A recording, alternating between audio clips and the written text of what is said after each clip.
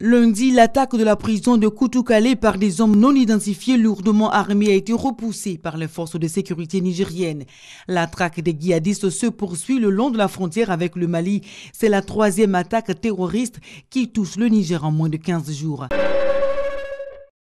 Malgré le tollé suscité en Israël, l'UNESCO a adopté le mardi une résolution sur Jérusalem-Est, portée par des pays arabes au nom de la protection du patrimoine culturel palestinien.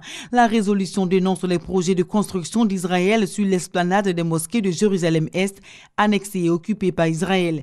Le texte a été validé par les 58 États membres du Conseil exécutif de l'UNESCO, réunis en assemblée plénière à Paris.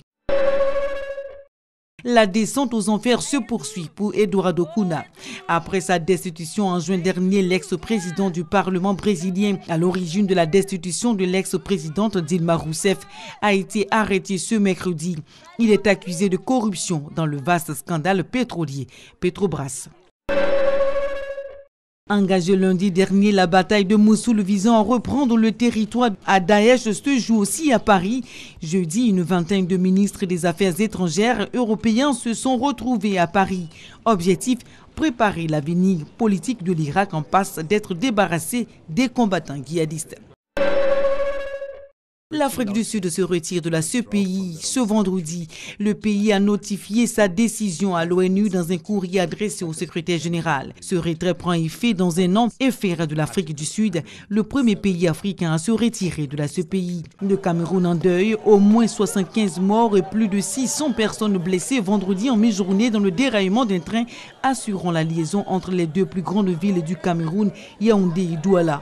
Le train transportait 1300 voyageurs.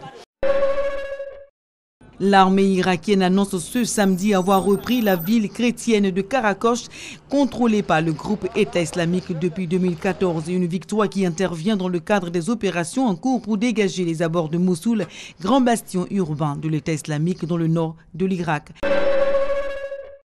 Alep de nouveau sous des bombardements. Après une trêve humanitaire de 3 jours décrétée par la Russie et le régime syrien, les combats avaient déjà repris samedi soir et se sont intensifiés ce dimanche. Cette trêve n'a pas permis à l'ONU d'évacuer des blessés des quartiers rebelles.